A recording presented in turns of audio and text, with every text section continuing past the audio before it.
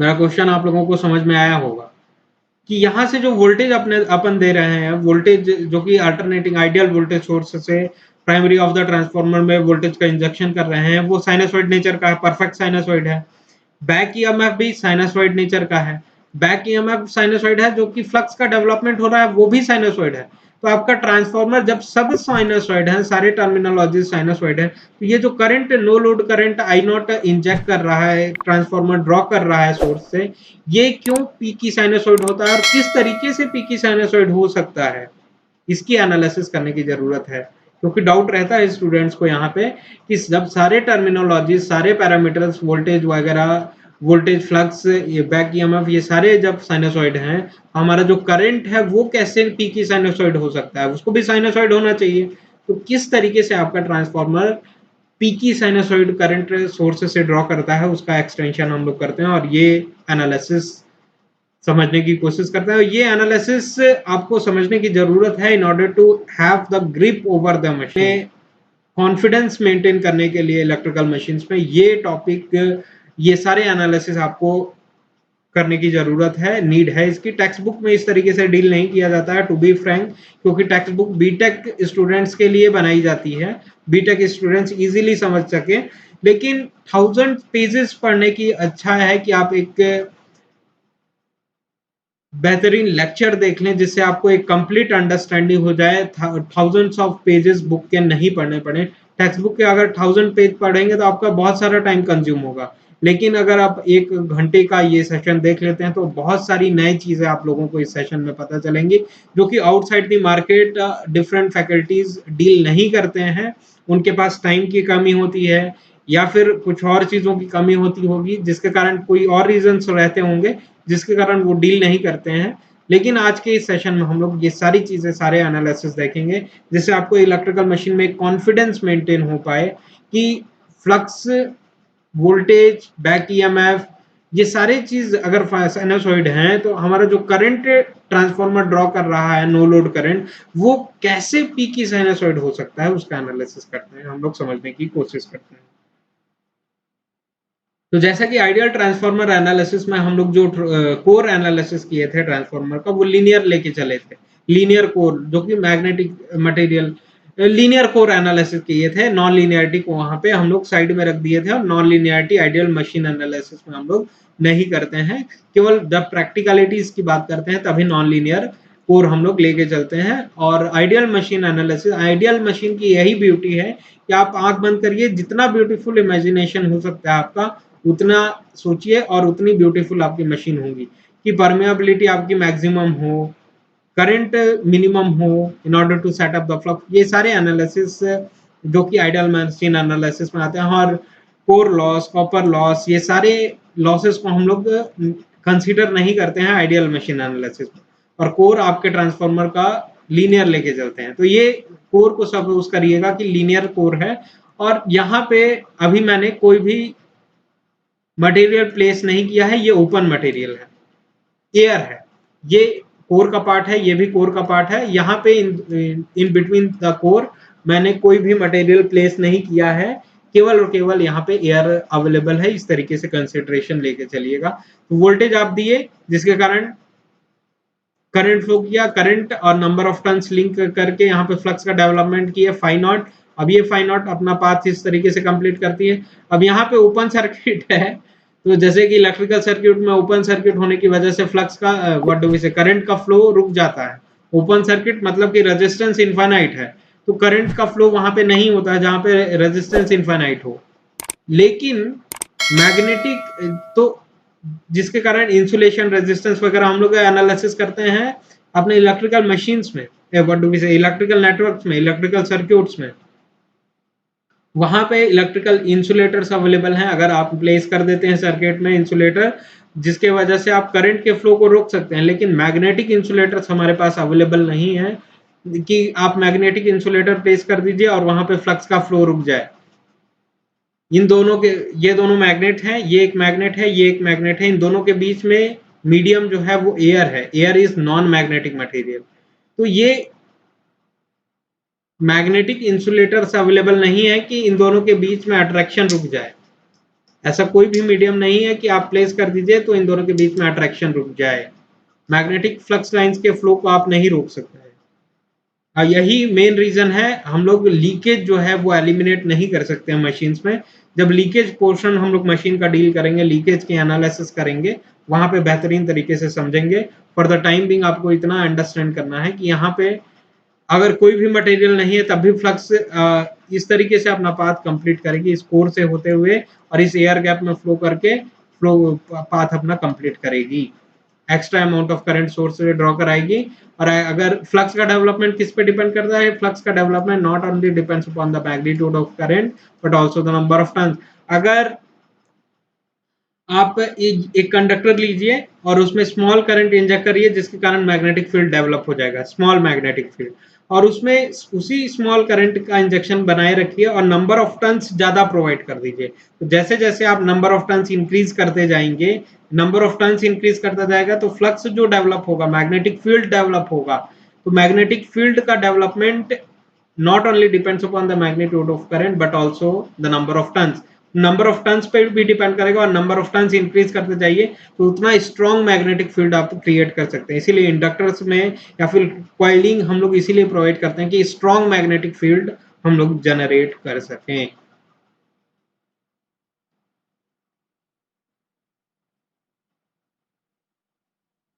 तो यहाँ पे वोल्टेज इनपुट दिए, ईएमएफ इंडक्शन हुआ और ये करंट फ्लो किया, यहाँ पे फ्लक्स का डेवलपमेंट हुआ। ये फ्लक्स जो है इन नंबर ऑफ टर्न से लिंक कर रहा है तो यहाँ पे ईएमएफ का इंडक्शन होगा जिसको हम लोग बैक ईएमएफ बोलते हैं, E1 बोलते हैं।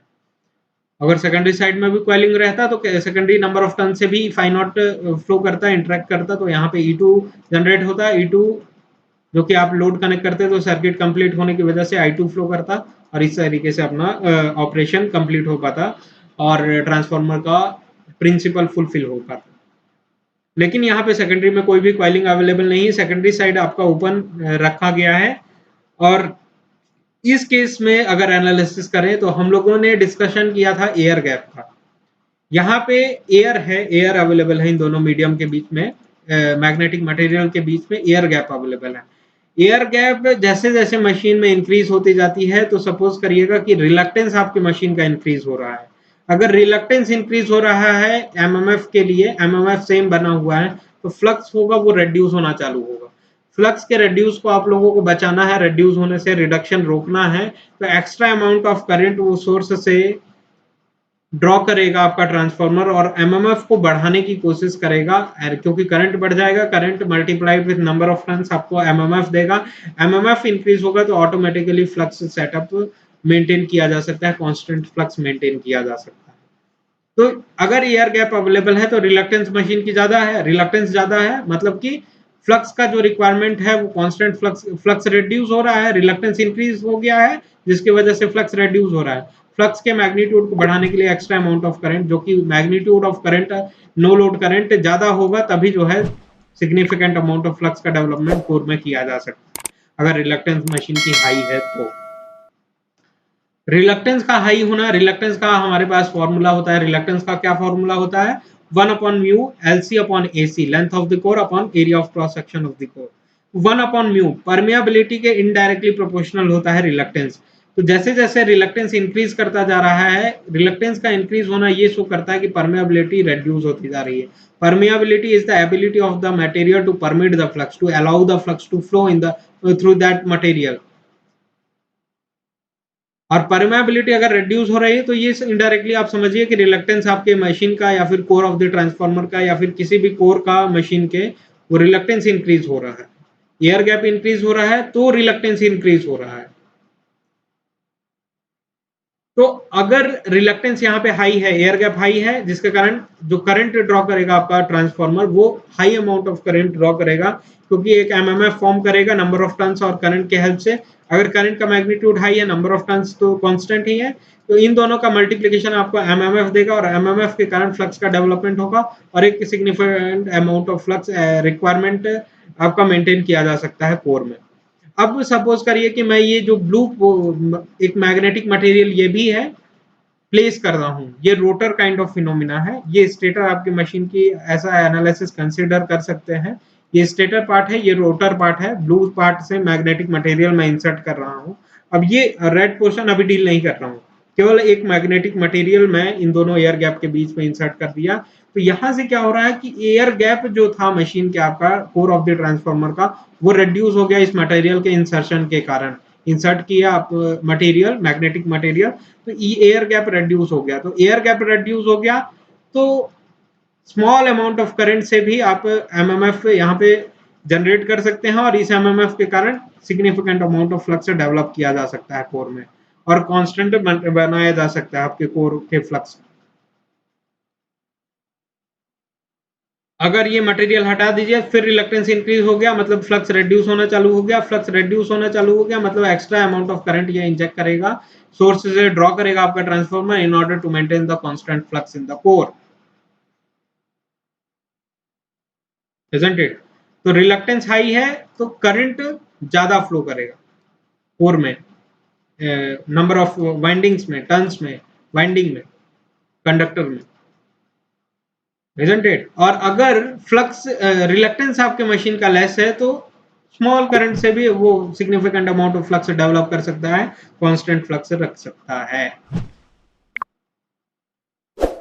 आप लोगों को प्रीवियस एनालिसिस से ये पता चला था कि जो सिंगल फेज ट्रांसफार्मर की हम लोगों ने बात किया था, वहां पे जो no load current of the single phase transformer होता है वो पीकी साइनसॉइड नेचर का होता है in order to set up the sinusoidal flux in the core. और वो पीकी साइनसॉइड करंट में पीकी साइनसॉइड नेचर का होता है no load current of the transformer with dominant triple N harmonics. Triple N harmonics dominate करता है उस waveform में, पीकी साइनसॉइड वेव फॉर्म में।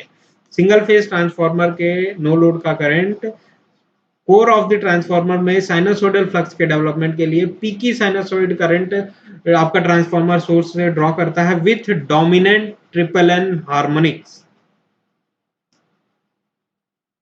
वो कैसे ड्रॉ करता है वो इस सेशन में हम लोग देखना चाह रहे हैं। तो यहाँ पे एक मटेरियल हम लोग इंसर्ट किए। अब इस मटेरियल के इंसर्शन के कारण यहाँ पे रिलक्टेंस मैग्नेटिक मटेरियल का रिड्यूस हो गया, रिलक्टेंस से रिड्यूस हो गया मतलब परमेबिलिटी मटेरियल की बढ़ गई। Permeability indirectly proportional to reluctance, और reluctance indirectly proportional to permeability. तो रिलक्टेंस अगर रिड्यूस हो गया तो current in order to set up the flux, constant flux in the core, कम करंट, रिलक्टेंस रिड्यूस हो गया तो कम करंट से भी सिग्निफिकेंट अमाउंट ऑफ फ्लक्स हम लोग डेवलप करा सकते हैं यहाँ पे, ठीक है।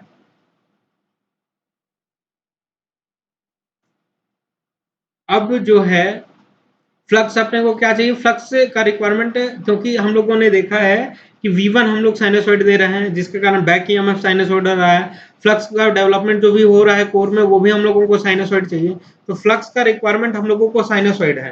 तो ये ब्लू कलर के पेन से मैंने साइनसॉइड फ्लक्स को इस तरीके से रिप्रेजेंट किया है। परफेक्ट साइनसॉइड है आपका फ्लक्स, जो कि मैंने ब्लू पेन से शो किया हुआ है। अब इसको इस तरीके से कंसीडर करिएगा, जहां पे फ्लक्स का रिक्वायरमेंट कम है, फ्लक्स का रिक्वायरमेंट जहां पे कम है वो ब्लू पेन से मैंने शो किया हुआ है, उसको हम लोग पोजीशन 1 बोल रहे हैं, ठीक है।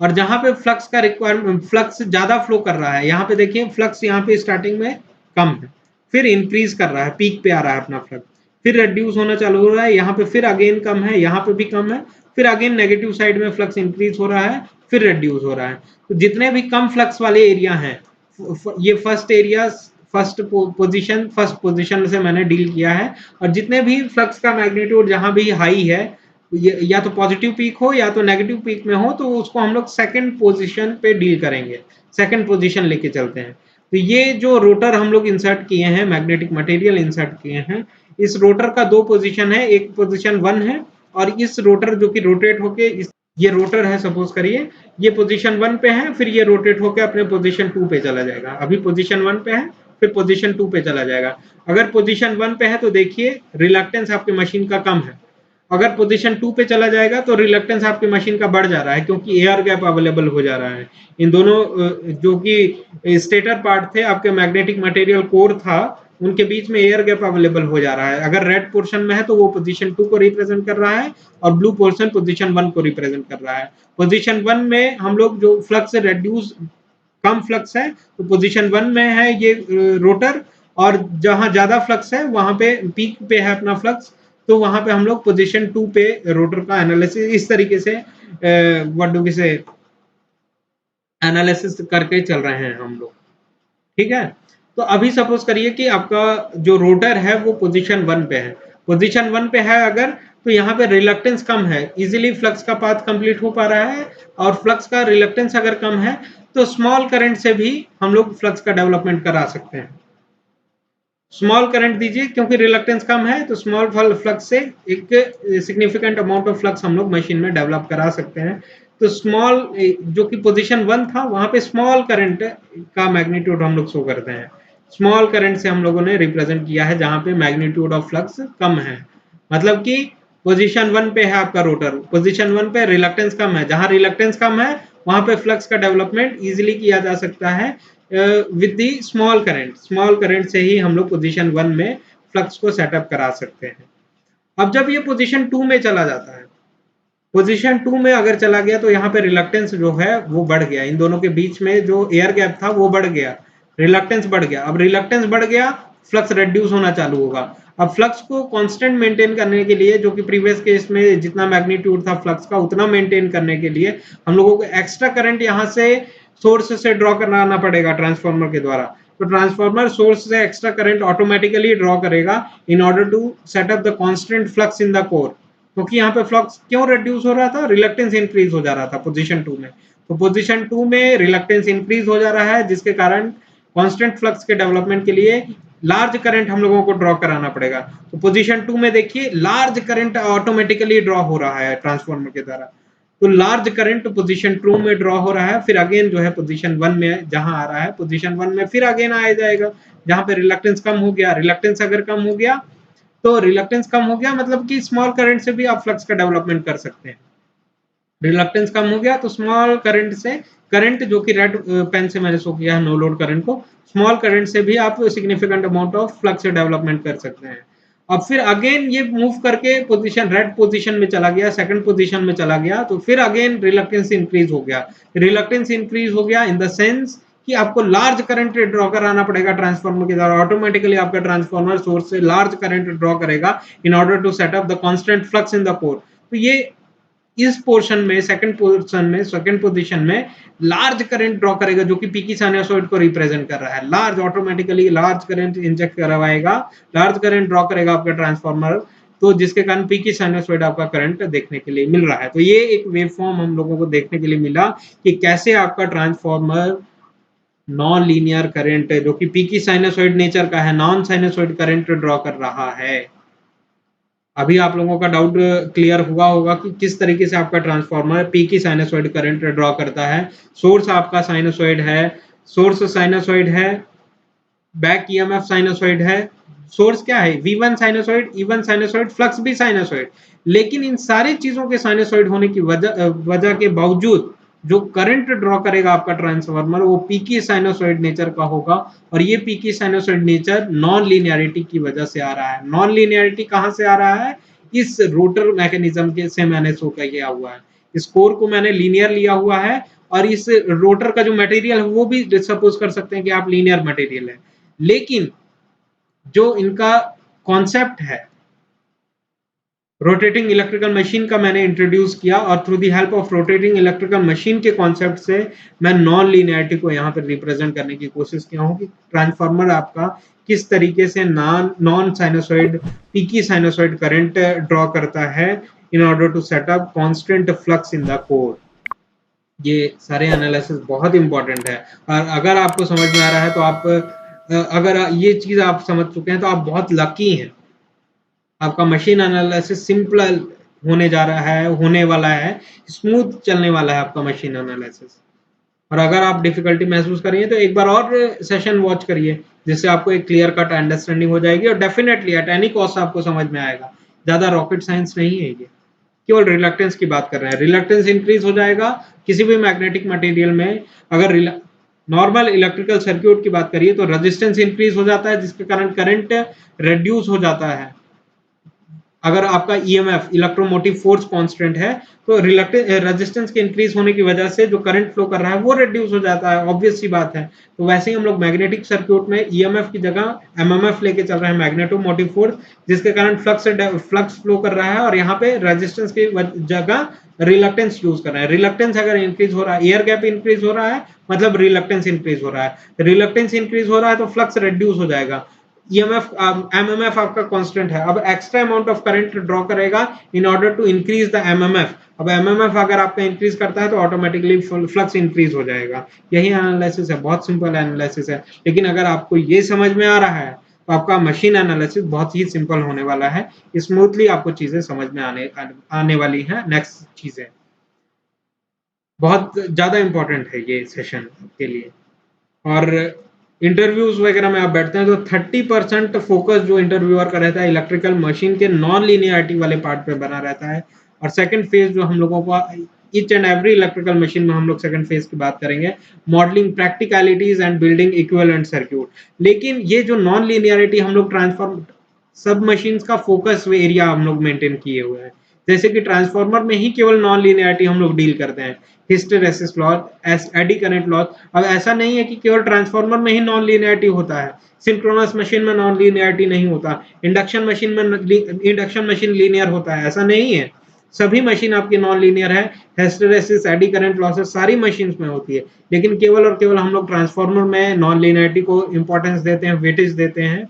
क्यों देते हैं? क्योंकि अगर हम लोगों ने hysteresis loss, non linearity, leakage एक बार ट्रांसफार्मर में पढ़ लिया तो अगेन हम लोगों को सिंक्रोनस मशीन में पढ़ने की आवश्यकता नहीं है, अगेन हम लोगों को इंडक्शन मशीन में आवश्यकता नहीं है। बाय डिफॉल्ट हम लोगों को मालूम है, क्योंकि हम लोग आयरन यूज कर रहे हैं। Iron is a non magnetic material, और because of the non linearity इस तरीके का लीकेज होगा और हार्मोनिक्स होंगी, बाय डिफॉल्ट हम लोगों को पता है। अगेन वहां पे पढ़ने की हम लोगों को आवश्यकता नहीं कि हिस्टेरेसिस फिर से हम लोग मॉडल करें, एडी करंट लॉस फिर से मॉडल करें, नहीं। केवल एक बार आप मॉडल कर लिए ट्रांसफार्मर में, it is more than sufficient. इसीलिए ट्रांसफार्मर का टॉपिक जो होता है बेसिक बिल्डिंग ब्लॉक है आपके इलेक्ट्रिकल मशीन का। और ट्रांसफार्मर एक बिग सब्जेक्ट है अपने आप में। तो ट्रांसफार्मर का एनालिसिस जो होने वाला है वो इन डेप्थ में एनालिसिस करेंगे, और ये कंप्लीट सेशन ट्रांसफार्मर का थोड़ा लेंथी होने वाला है। और इस लेंथी सेशन को अटेंड करने के बाद और इलेक्ट्रिकल मशीन जो कि सिंक्रोनस मशीन है, इंडक्शन मशीन है, डीसी मशीन है, इनके सारे कॉन्सेप्ट आपको समझ में ऑटोमेटिकली आने लगेंगे, और वो सारे मशीन्स का एनालिसिस सिंपलर हो जाएगा आप लोगों के लिए, क्योंकि आप लोगों ने एक बार ट्रांसफार्मर को बेसिक बिल्डिंग ब्लॉक को स्ट्रॉन्ग कर लिया है, जिससे आपका कंप्लीट इलेक्ट्रिकल मशीन का एनालिसिस सिंपलर, स्मूथ हो जाएगा। अभी आप लोगों को पता चल गया कि क्यों पीकी साइनसॉइड करंट किस तरीके से ड्रॉ करता है आपका transformer. In a single phase transformer, although we inject sinusoid voltage source, back EMF E1 को बोल रहे हैं हम लोग, बैक ईएमएफ और induced voltage which is E1 only. Induced voltage is sinusoid, V1 sinusoid, E1 sinusoid, and operating flux is going to be sinusoid. Operating flux जो कि phi not है वो भी साइनसॉइड है।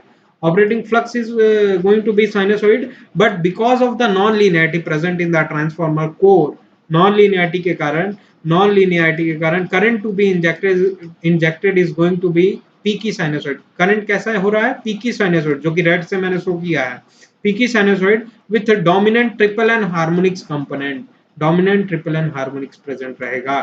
क्यों dominant triple and harmonic present है? Second harmonic या फिर फोर्थ हार्मोनिक, इवन हार्मोनिक क्यों नहीं प्रेजेंट है? क्योंकि ये जो ओरिजिनल सिग्नल है, रेड पोर्शन से मैंने शो किया हुआ है, रेड पेन से, पीकी साइनसॉइड नेचर का जो करंट है, ये जो पॉजिटिव हाफ साइकिल में है वो reflection of negative half cycle का है। जो कि पॉजिटिव हाफ साइकिल में है वो रिफ्लेक्शन है negative half cycle of current का। तो जब भी पॉजिटिव हाफ साइकिल रिफ्लेक्शन हो negative half cycle wave form का, वहां पे हम लोग केवल और केवल ऑड हार्मोनिक्स का एनालिसिस करते हैं। वहां पे हम लोगों को इवन हार्मोनिक एनालिसिस करने की कोई भी जरूरत नहीं। इवन हार्मोनिक्स मतलब कि second harmonic, fourth harmonic, sixth harmonic, ये सब क्या है? इवन हार्मोनिक्स हैं। इनकी एनालिसिस करने की जरूरत नहीं। और जहां पे positive side, positive half cycle reflection ना हो नेगेटिव हाफ साइकिल का, वहां पे हम लोगों को इवन हार्मोनिक एनालिसिस करने की जरूरत है। फॉर्चुनेटली हमारे पास जितने भी मशीन्स हैं वहां पे हम लोग ऑड हार्मोनिक्स ही एनालिसिस करते हैं, क्योंकि ऑड हार्मोनिक्स इसलिए एनालिसिस करते हैं क्योंकि positive wave form is a reflection of negative wave form होता है फॉर्चुनेटली। तो आज के इसी कॉन्सेप्ट के साथ, इसी कंक्लूजन्स के साथ ये सेशन कंप्लीट करते हैं। Thank you very much, very very all the best.